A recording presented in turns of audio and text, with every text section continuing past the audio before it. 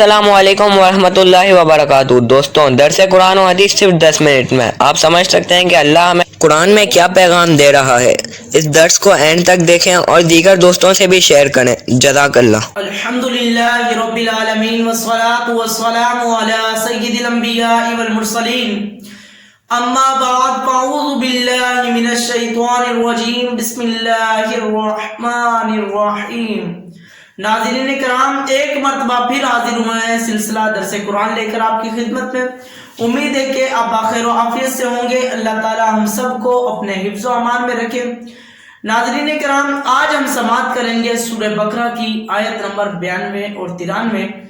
غور سے سماعت کیجیے گا درس قرآن کو۔ آئیے سنتے ہیں کہ اللہ تبارک و تعالی نے اپنے پاک کلام میں، پاک آیات میں ہمارے لیے کیا پیغام دیا ہے۔ بسم اللہ الرحمن الرحیم۔ ترجمہ: اللہ کے نام سے شروع جو نہایت مہربان رحم والا ہے۔ وَلَقَدْ جَاءَكُم مُوسَىٰ بِالْبَيِّنَاتِ ثُمَّ اتَّخَذْتُمُ الْعِجْلَ مِن بَعْدِهِ وَأَنتُمْ ظَالِمُونَ۔ ترجمہ: اور بے شک تمہارے پاس موسیٰ روشن نشانیاں لے کر تشریف لائے، پھر تم نے اس کے بعد بچڑے کو معبود بنا لیا اور تم ظالم تھے۔ اس آیت کا خلاصہ یہ ہے کہ حضرت موسیٰ علیہ السلام بنی اسرائیل کے پاس روشن معجزات لے کر تشریف لائے تھے، اور جب حضرت موسیٰ علیہ السلام کو کوہ طور پر تشریف لے گئے تو آپ علیہ السلام کے بعد بنی اسرائیل نے سامری کے بہکانے سے گائے کو معبود بنا لیا اور گائے کی پوجا کر کے انہوں نے کفر کیا۔ سامری آپ نے پچھلے درس میں بھی سنا ہوگا، یہ منافق آدمی تھا۔ جب حضرت موسیٰ علیہ السلام کوہ طور پر توریت لینے چلے جاتے ہیں تو مدت بتائی جاتی ہے، اے موسیٰ 40 دن تم یہاں ٹھہرو، پھر اپنی قوم کے اندر اپنے بھائی، اپنے برادر معظم حضرت ہارون علیہ السلام کو آپ جو ہے قوم کا لیڈر بنا کر چھوڑ کر جاتے ہیں۔ تو سامری جو منافق تھا وہ لوگوں کو مخاطب کر کے کہا کہ لوگوں، میں تمہیں ایک ایسا خدا بنا کر دیتا ہوں تو تم اس کی عبادت کرو۔ تو وہاں اس نے سامری نے سارے لوگوں سے، اپنے اہل علاقہ سے، محلہ سے وہ سونے جواہرات جو ہے وہ لینا شروع کیے، جمع کرنا شروع کیے، یہاں تک کہ اس نے ایک بچڑا بنا دیا۔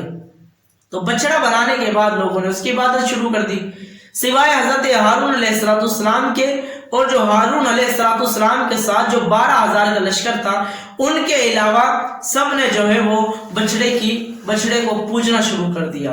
اس میں یہ آیت نازل ہوئی کہ بے شک تمہارے پاس موسیٰ علیہ السلام روشن نشانیاں لے کر تشریف لائے، پھر تم نے اس کے باوجود روشن کتابیں، روشن دلیلیں تمہارے پاس تھی، اس کے بعد تم نے بچڑے کو معبود بنا لیا۔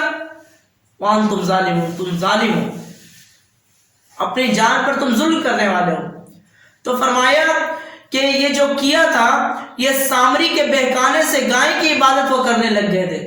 جب حضرت موسیٰ علیہ السلام کی روشن نشانیاں دیکھ کر بنی اسرائیل بچڑے کی پوجا میں مبتلا ہو گئے تو ان یہودیوں کو سید عالم صلی اللہ علیہ وسلم کے ساتھ کفر کرنا ان کے لیے کون سی بڑی بات ہے کہ حضور علیہ السلام کے ساتھ کفر کرنا ان کے لیے کوئی بڑی بات نہیں ہے۔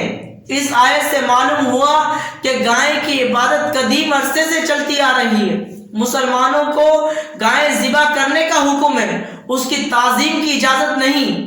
اس میں کافروں سے مشابہت ہے اور کافروں سے مشابہت ممنوع ہے۔ اگر مسلمان گائے کی تعظیم کرے گا، اس کو ذبح نہیں کرے گا، اس کو کاٹے گا نہیں، تو یہ مشابہت ہو جائے گی کافروں سے۔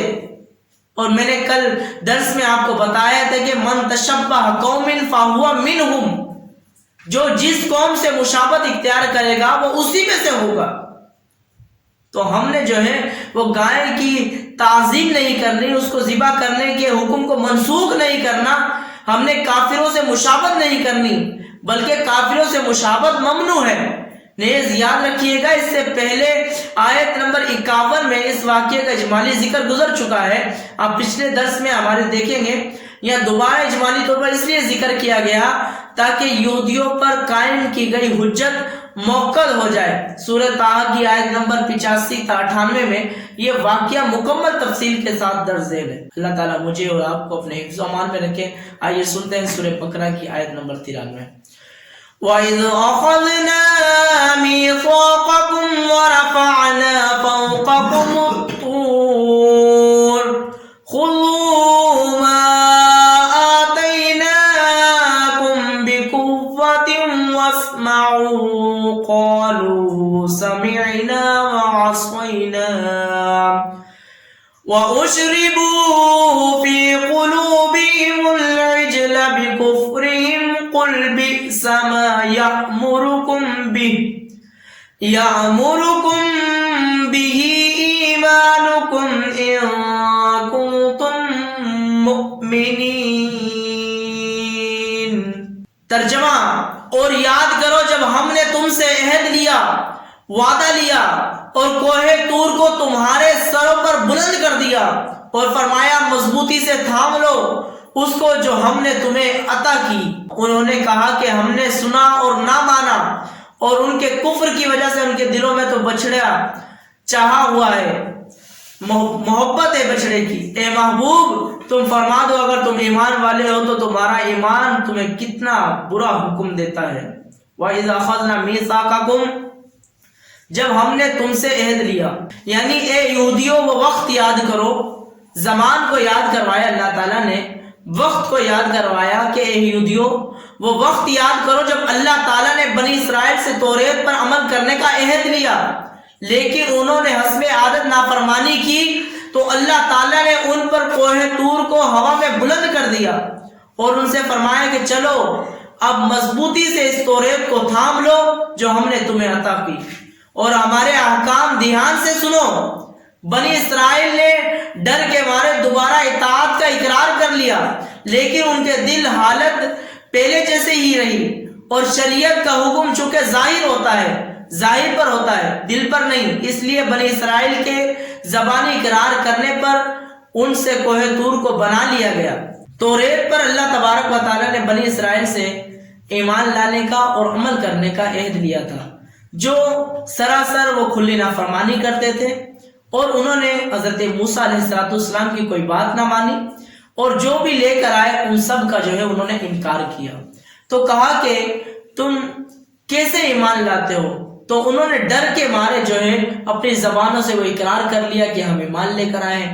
ایک چیز یاد رکھیے گا کہ شریعت میں جو حکم لگتا ہے وہ ظاہر پر لگتا ہے، باطن پر نہیں لگتا، یعنی فتویٰ جو ہوتا ہے وہ ظاہر پر لگتا ہے، باطن پر نہیں لگتا۔ اگر کوئی مثال کے طور پر یہودی یہ کہتا ہے کہ میں مسلمان ہو گیا ہوں تو ظاہراً اس کو کلمہ پڑھنا ضروری ہوگا، اسے اپنے ایمان کا اظہار کرنا ضروری ہوگا، ایسے اس طرح نہیں ہو سکتا۔ قرآن مجید پر ایمان لانے کا مطلب اس آیت سے معلوم ہوا کہ اللہ تعالیٰ کی کتاب پر ایمان لانے کا مطلب یہ ہے کہ اس کے تمام احکام اور سب تقاضوں پر عمل کیا جائے اور ان کی خلاف ورزی نہ کی جائے۔ اس چیز کو سامنے رکھتے ہوئے ہر مسلمان کو غور کرنا چاہیے کہ وہ اپنی زبان سے قرآن مجید پر ایمان لانے کا دعویٰ کر رہا ہے، کیا اس کی عملی حالت اس دعوے کی تصدیق کر رہی ہے یا نہیں۔ ذرا غور کرے کہ قرآن مجید فرقان حمید میں مسلمانوں کو نماز پڑھنے، رمضان کے روزے رکھنے، زکوٰۃ ادا کرنے کا حکم دیا گیا، لیکن آج مسلمانوں کی اکثریت نمازوں سے دور ہے، فرائض سے دور ہے، روزہ رکھنے سے دور ہے، ہیلے بہانے تراشتے ہیں، اپنے مال سے زکوٰۃ ادا کرنے کو بہت بھاری سمجھتے ہیں۔ قرآن پاک میں مسلمانوں کو باطل اور ناجائز طریقے سے کسی مسلمان کا مال کھانے سے منع کیا گیا ہے، تو ان چیزوں سے منع کیا، لیکن آج مسلمان وہی کر رہا ہے۔